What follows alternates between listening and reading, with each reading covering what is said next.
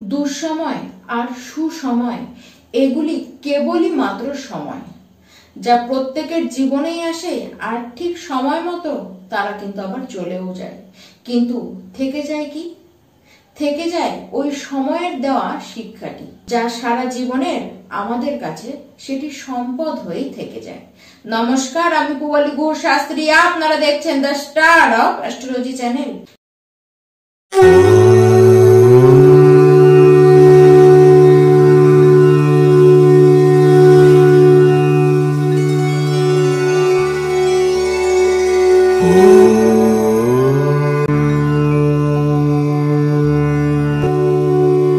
মীন রাশিতে রাহু, এই কথা 1.5 বছর ধরে মীন রাশির ব্যক্তি আপনারা কিন্তু শুনেই যাচ্ছেন। কলির রাজা, ছায়া, মায়া এবং ছলনার কারক রাহু আপনাদের রাশিতে মানে চন্দ্রর উপরে বসেছিল। ঠিক তার অপোজিটে বা বসে রয়েছে, ঠিক তার অপোজিটে মানে মীনের অপোজিট কন্যা রাশিতে। সেখানে বসে রয়েছে আধ্যাত্ম, বৈরাগ্য, মোক্ষের কারক কেতুদেব। এখানে তারা 18 মাস কমপ্লিট করতে চলল এবং 2025-এর 18ই মে ওই দিন তারা রাশি পরিবর্তন করবে। রাহু এবং কেতু এরা সর্বদাই বকরি চাল দেয়, সেই জন্য রাহু গিয়ে বসবে কুম্ভ রাশিতে মানে মীন রাশি আপনাদের ঠিক দ্বাদশ ঘরে, আর কেতু গিয়ে বসবে আপনাদের ষষ্ঠ ঘর সিংহ রাশিতে। আর এখানে তারা 5ই ডিসেম্বর 2026 পর্যন্ত বসে থাকবে। কিন্তু এখনো পর্যন্ত রাহু কিন্তু আপনাদের রাশিতেই বসে রয়েছে এবং বিগত 1.5 বছর ধরে সে সেখানেই বসে রয়েছে। তাহলে এই যে 1.5 বছর ধরে আপনারা আপনাদের লাইফে কি কি দেখলেন, কি কি আপনাদেরকে দিল এই দুটি গ্রহ? দেখুন, প্রথমে তো বলবো খুব কনফিউশন আপনাদের মধ্যে ছিল। অবাস্তব কিছু চিন্তা, অবাস্তব কিছু ভয় আপনাদের মনের মধ্যে কিন্তু বাস করেছে। মনে রাহু মানে মনেই ছায়া, মনে ভ্রম, এই সমস্ত ছলনার কারণে আপনারা কিন্তু একাগ্রতাও নিজেদের মধ্যে আনতে পারেননি।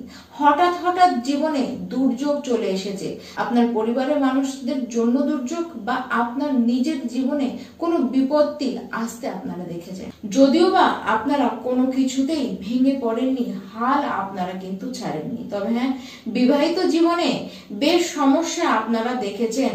আপনারা কিন্তু বিবাহিত জীবন নিয়ে একেবারে ডিস্যাটিসফাইড, ডিট্যাচমেন্ট আপনার জীবন সঙ্গীর সাথে হয়েছে এবং সেটি কোনোভাবেই যেন মিটতে পারছে না।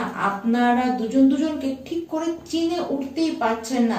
যেই মানুষটি আপনার যেভাবে চেনা ছিল সে কিন্তু অচেনা হয়ে পড়েছে, তার কারণেও আপনাকে যথেষ্ট চিন্তা কিন্তু পোহাতে হয়েছে। আর পার্টনারশিপে যারা বিজনেস করেন সেই ক্ষেত্রেও খুব যে স্যাটিসফ্যাকশন ছিল আপনাদের তাও কিন্তু নয়। বিদ্যার্থী যারা রয়েছেন আপনাদের একাগ্রতা ধরে রাখতে গিয়ে কিন্তু খুব কষ্ট হচ্ছিল। বিগত 1.5 বছরে আপনারা কিন্তু ঠকেছেন। মানুষ আপনার মনে আঘাত দিয়ে কিন্তু কথা বলেছে আর সেগুলি আপনারা কিন্তু মনে একদম গেঁথে রেখেছেন। এবার এসব তো গেল ঘটে যাওয়া ঘটনা, বিগত 1.5 বছরের ঘটনা। এবার সামনের 1.5 বছর আপনাদের কেমন যাবে? সবচেয়ে আগে বলবো বিদেশ পর্যন্ত পাড়ি দিতে পারেন। বিদেশ থেকে কাজের অফার আপনাদের জন্য কিন্তু আসতে পারে। নতুন কোনো প্রফেশনের সাথে আপনারা যুক্ত হতে পারেন। এই 1.5 বছর ইনকাম যেমন বাড়বে তেমন খরচও কিন্তু বেশ বাড়বে। ওষুধপত্রতে খরচ হতে পারে, ধার্মিক কোনো ক্রিয়াকলাপের জন্য আপনাদের কিন্তু অর্থ বেরোতে পারে। আইনি কোনো ঝুটঝামেলায় যদি আপনাদের জীবনে কিছু থেকে থাকে তাহলে এই 1.5 বছরের মধ্যে সেখান থেকে নিষ্পত্তি আপনারা কিন্তু পাবেন। যারা ডিজিটাল নিয়ে কাজ করেন, বিদেশি কোনো মাল্টিন্যাশনাল কোম্পানিতে যারা কাজ করেন, যারা কমিশন ভিত্তিক কোনো কাজ করেন, যারা ল নিয়ে কাজ করছেন, যারা কেমিক্যাল ফ্যাক্টরিতে কাজ করছেন, যারা কম্পিউটার নিয়ে কাজ করেন, যারা ইলেকট্রিক্যাল ইঞ্জিনিয়ারিং ফিল্ডে রয়েছেন বা মেকানিক্যাল ইঞ্জিনিয়ারিং ফিল্ডে রয়েছেন, যারা মার্কেটিং বিভাগের সাথে যুক্ত হয়ে কাজ করছেন, আপনাদের কিন্তু উন্নতি হতে দেখা যাচ্ছে। এমনকি যারা এরোপ্লেনের পাইলট রয়েছেন বা এরকম কোন সংস্থার আন্ডারে যারা কাজ করেন আপনাদের কিন্তু লাভ বেশ ভালো দেখা যাচ্ছে। শেয়ার মার্কেটে ইনভেস্ট অবশ্যই করতে পারেন, সেক্ষেত্রেও লাভ আপনাদের হবে। যারা হোটেল, স্পা, কোনো নেশা জাতীয় দ্রব্য নিয়ে বিজনেস করেন বা এই সব জাতীয় দ্রব্য নিয়ে এক্সপোর্ট ইম্পোর্টের ব্যবসা করেন, সেই ক্ষেত্রে আপনাদের ব্যবসা কিন্তু বেশ বাড়বে। যারা কোনো রিস্ক নিয়ে কাজ করেন, রাহু আপনাদেরকে কোটিপতি কিন্তু বানিয়ে দেবে। আপনারা যেখানে যাবেন আপনারাই কিন্তু মূল চর্চার বিষয় হয়ে যাবেন। যারা সোশ্যাল মিডিয়ার সাথে যুক্ত হয়ে কোনো কাজ করছেন, যারা এন্টারটেনমেন্ট ফিল্ডে রয়েছেন, যারা কোনো মার্কেটিং বিভাগ বা ওটিপি প্ল্যাটফর্মে যারা কাজ করছেন, যারা অ্যাক্টর রয়েছেন, আপনাদের প্রত্যেককেই নিজেদের ক্যারিয়ারে ডেভেলপ করতে দেখা যাচ্ছে। যারা অ্যাপস বানান আপনাদের ক্ষেত্রেও সময় কিন্তু বেশ ভালো দেখা যাচ্ছে। যারা ডাক্তারি করেন কিন্তু গৃহ থেকে বেশ দূরে কোথাও ডাক্তারি করেন, বা যাদের নিজস্ব হসপিটাল রয়েছে কিন্তু বেশ দূরেতে, মানে গৃহ থেকে বেশ দূরে কোনো আপনার নিজস্ব হসপিটাল রয়েছে, সেই ক্ষেত্রেও ব্যবসায় কিন্তু ডেভেলপ অনেকটাই হতে দেখা যাচ্ছে। শত্রুতা যারা করছিলেন বা যারা গুপ্ত শত্রু রয়েছে, যারা আপনাকে খুব জ্বালাতন করছিল কিন্তু আপনি বুঝে উঠতে পারছিলেন না আদৌ শত্রু আপনার কে, এবার তারা উপযুক্ত শাস্তি পাবে। এবার যারা আপনাকে জ্বালাচ্ছিল তারা এবার কিন্তু নিজে জ্বলবে, আর আপনি সেই ব্যক্তিগুলোকে খুঁজে পাবেন যারা আপনার সাথে শত্রুতা করে চলছিল। ব্যবসার ক্ষেত্রে বলবো, আপনি কিন্তু যে সিদ্ধান্তটি নেবেন সেটি এবার গিয়ে সঠিক কিন্তু হবে। দেখুন, সম্পর্কে যে আপস ডাউন চলছিল সেটিও কিন্তু অনেকখানি মিটবে। পড়াশোনার ক্ষেত্রেও একাগ্রতা আপনাদের বাড়বে।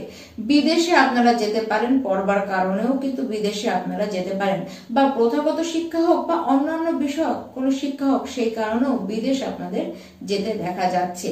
তার সাথে আপনাদের ব্রেন খুব অ্যাক্টিভ থাকবে। বিশেষ করে যারা রাজনীতিতে রয়েছেন আপনাদের ব্রেন এবার দারুণ চলবে। কূটনৈতিক বুদ্ধি যা আপনি ধরবেন তা লোকে আপনার তালে তাল মিলিয়ে উঠতে পারবে না। মাতার স্বাস্থ্য খুব একটা ভালো থাকবে না, মাতার সাথে কথাও কিন্তু খুব একটা আপনার মিলতে চাইবে না। যারা বেশি নেশা করেন তাদের কিন্তু হৃদয় রোগ হতে দেখা যাচ্ছে, শ্বাসকষ্ট হতে পারে, চোখের সমস্যা আপনাদের কিন্তু হতে পারে।